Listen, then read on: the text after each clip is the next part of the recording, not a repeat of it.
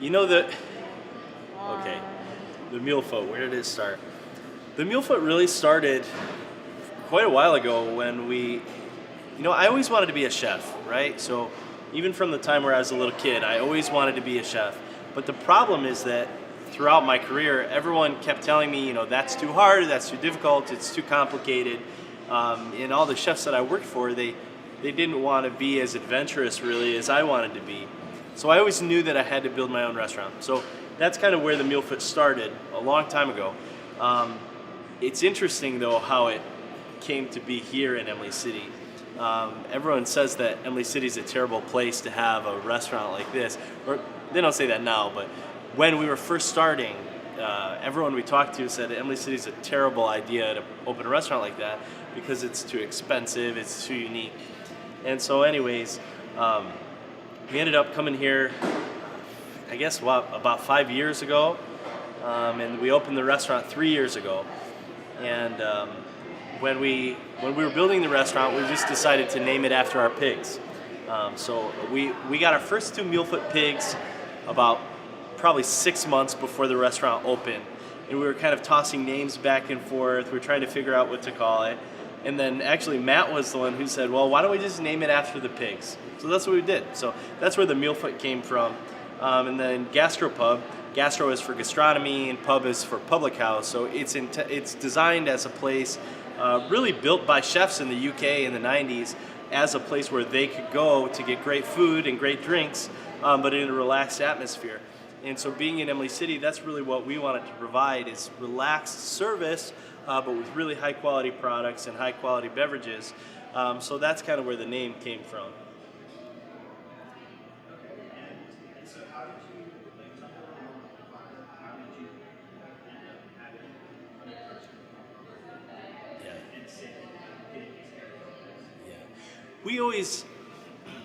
We kind of grew up on a farm a little bit.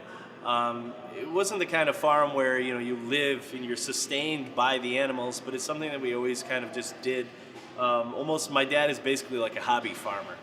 So we always had either cows or goats or chickens. We've had turkeys, pretty much you name it, we've raised it. So we already had all the space. We already had the barn. We already had the pastures, the fences, and everything ready to go. So it just kind of, we were already prepared. So one day I just decided that I was going to get these 2 pigs from a friend of mine.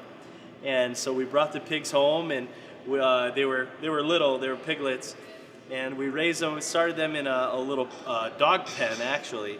And then we kind of trained them about the electric fence, and then we eventually let them loose in the pasture.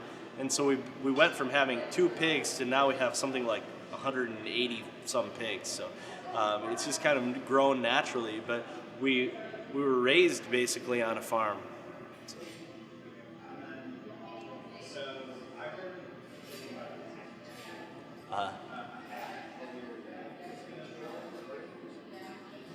Well, I don't know anything about it. No. Jake was like,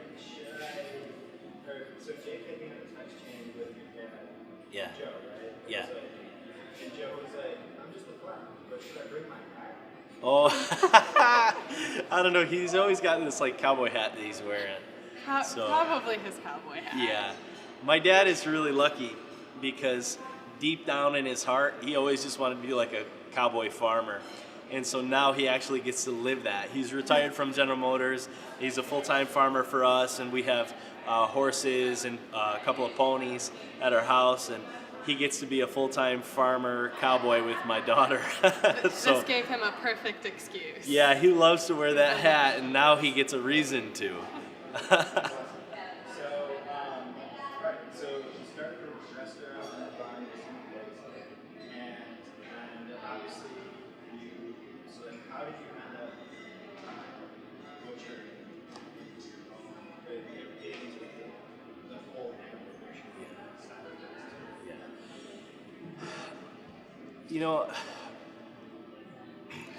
I gotta stop thinking about this. Yeah. I know. I always think about like whenever a question is asked to like respond with the question. It usually takes me a few minutes to get warmed up, but So we got butchering because Yeah, yeah. And you know, as chefs, our whole philosophy really is to craft everything by hand, and that's really how we got into butchery. You know, every time we do anything, every idea that we have, we really try to take it back to the core. Like, for instance, you know, if we're gonna make a burger, you eat a burger with fries, and fries are served with ketchup. So for us, you know, we have to make the ketchup, we make the pickles, we make the French fries, and if you want to have bacon on that, then we just have to make the bacon. And so it's that whole kind of idea, that thought process that we have to make everything that we serve, and you know, meat just doesn't come from a package on a shelf. So we had to learn how to do that. Lucky for us, we grew up in a hunting family, so we've been butchering things since we were kids. You know, since we were little kids, we were filleting fish and butchering deer and rabbits and all that kind of stuff. So it's something that we were already pretty comfortable with, but we'd never really done pigs in the kind of quantity, especially what we do now. The first time I butchered a pig was in culinary school, but in culinary school they give you a half a pig and 6 people butcher it, and that's the only thing you butcher. And restaurants just don't butcher animals anymore. So you leave culinary school, you work at 10 restaurants, but nobody butchers anything. So it's one of those things you have to practice. You have to do it over and over again. You have to really learn every joint, every muscle, every tendon. You know, you have to learn really in depth about the pig to be a great butcher. And so for us, it's about just doing it, getting to know it. And so the next part that I want to get to is obviously you started butchery in your previous location. And so can you tell people a little bit more about how that got started? The need to bring on to separate, well, not separate, but the need to have it just the full operation, or like the desire, and what motivated us to. Yeah, yeah. So when we, okay, I feel like I start everything with when we, okay. Yeah. I mean, there was a want to expand once the restaurant opened. It was just more of what direction that was going to go to. So there was a lot of different ideas of where we could head first and different concepts. And the first one for a while was actually a bakery over the butcher shop. So it was different thought processes with what we could build to help supply the original restaurant best. And then as we kind of kept developing the ideas, discovered that a butcher shop would probably make more sense because it is obviously more of what we do every single day. And frankly, it's something that we love to do. There's kind of this famous story in our circle, in our group, that one of our beer reps, Cowboy Doug, famous guy in this area, Cowboy Doug comes in, and I'm butchering a pig, and he looks at me, and he tries to talk to me, and I said, "Cowboy, don't talk to me. I'm in my happy place right now." And he laughed, and we laugh about that story, but it's very true. You know, you know, when you butcher an animal like that, you kind of, if you love it, you kind of become one with the animal, and it's like this really special kind of feng shui thing going on in there when you're like really in depth into the product. But the other reason, the second part of really why we decided to open the butcher shop, is because the restaurant built the way that it was, making everything by hand, literally everything from scratch. It was a labor nightmare.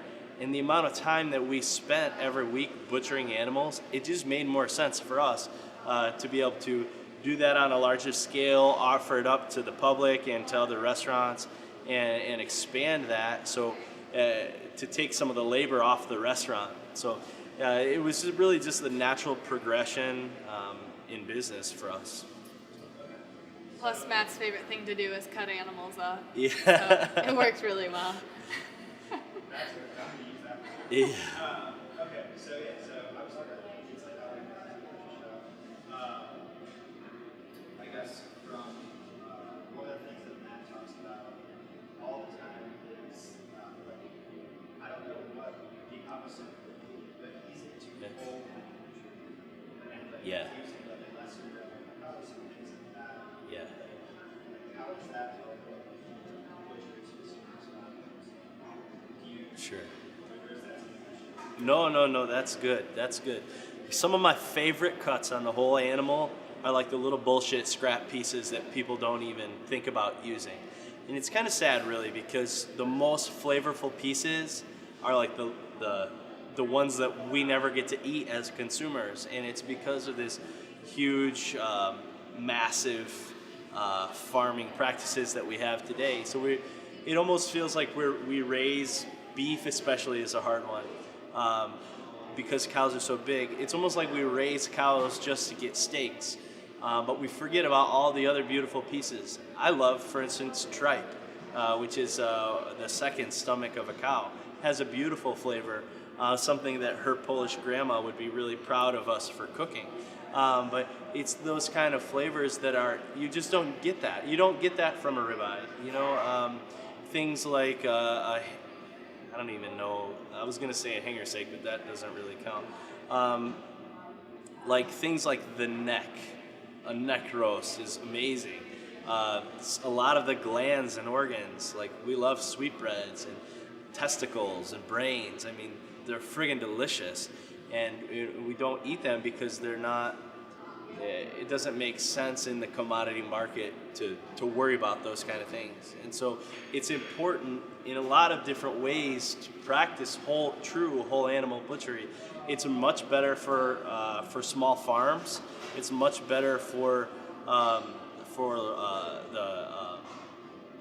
local economy is much greater supported by doing whole animal butchery. It's harder for the butcher, but it makes more sense for the farmers. And so it's an interesting concept, kind of an old world attitude, but really it's developed based on quality, not quantity.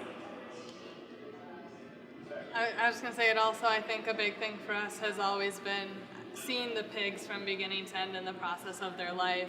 It's really like a respect part of the relationship that you don't want to just butcher them and take the chops and get rid of all of these different useful parts of the animal. So since whole animal butchery became part of a lost art, essentially, you lost all of these little pieces and what the animal could become for us. So.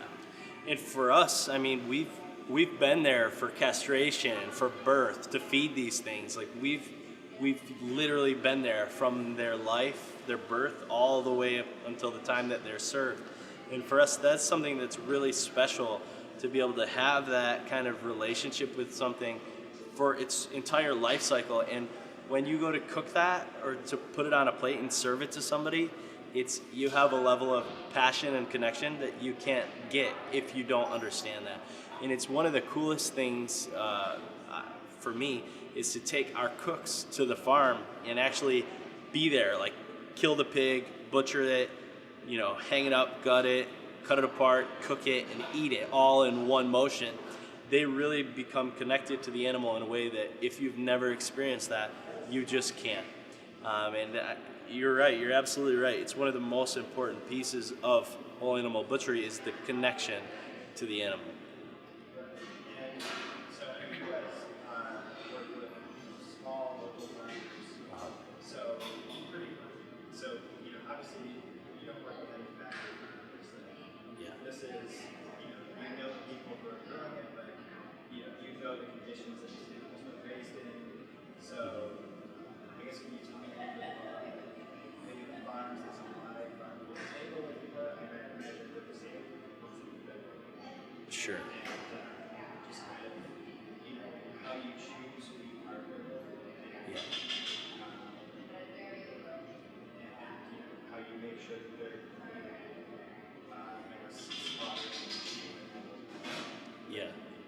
Yeah. The conditions that an animal lives in is incredibly important, and that's my biggest gripe against commodity farming is that it's not done with quality in mind, it's done with quantity in mind. So it's about economics for them. How do we produce as many cows as possible, as cheaply as possible, so we can make as much profit as possible? And that's really a shame, because what they've forgotten to do is pay attention to the consumer and the quality of the meat. And so when you work with small farms, those farmers, first of all, they have a tendency to actually be out there with their animals and to love their animals. Like the farmers that we work with love their animals. I mean, half of them are named, you know. Everyone says you never name an animal that you're going to kill, but farmers that really love their animals, they often do. And so it's a level of care that you just don't get on a big farm. The second thing is that small farms oftentimes have much more space for their animals. So one of the most important things that an animal can do is get exercise. So if in order to have intermuscular fat marbling, the animal has to exercise because it's the body's mechanism of providing energy. And so if the animal doesn't move, all the fat collects on the outside. So everyone thinks like, oh, fat is flavor, fat is flavor. Yeah, fat is flavor, but the fat has to be inside the muscle. It can't be on the outside. You know, so it's the amount of exercise that an animal gets is incredibly important. And it just has to do with the farmer caring. A lot of times they don't even really think about it like that. A lot of them do, but a lot of them don't. They don't say, you know, how can I maximize the amount of space I give each animal? They just give them more space just because. That's just what they do. They don't know what it's like to commodity farm and cram everything into a tiny pen. So it's really interesting how it all works out. But small farmers are a stronger part of the economy. You know, in a small town like we're from, Emily City, the local economy is very important. And when we can help a local farmer, they come back and they support us. They support all the other businesses in town. The statistic is something like, I think 86 cents of every dollar spent locally stays local. And if you look at the economy of mass market meat, there's three major corporations that control the majority of the meat in America. I mean, it's insane how huge these companies are. So you're really not helping yourself. You're not doing yourself any favors by purchasing something from these huge factory farms. So, I mean, it's a lot of different things. It's about economics. It's mostly for us, it's about quality. You just get a much better quality product from a farmer who pays attention to their animals. I mean, honestly, like finding them actually out here, like he was saying, it's how they all do it and it's all the same. Like we don't really have to question if our average farmer takes extremely good care of their animals out in Emily City because they all do. Like it's their style of farming out here. If you drive to any of them, that's just the style that they already do it, and they've been raised. I mean, most of them come from families who've always farmed generation after generation, and they always have this respect for the animals, and it's the same over and over. Yeah, it is the ones. Simple. Really, there's a lot of farms here. Where we're from in Lapeer County, there's tons of farms everywhere. And even within those farms, even though those farms overall are much better than what we think of as commodity farms, even those, we choose to deal with a select group of those farmers who, they choose heritage breed animals. Their diets consist of much more than just corn and soy. I mean, if you think about it, if all a cow eats is corn, wheat, and soy, how much nutrition can we possibly get from an animal whose diet is three things? So we try to work with farmers that are grass-fed or predominantly grass-fed, or at least have access most of the year to pasture. So they have variety in their diets. That translates to better flavor. I forgot what I was saying. So there's tons of farms out here, but there's really within this big group of farms a select few who really focus on the quality first, and those are the ones that we choose to work with.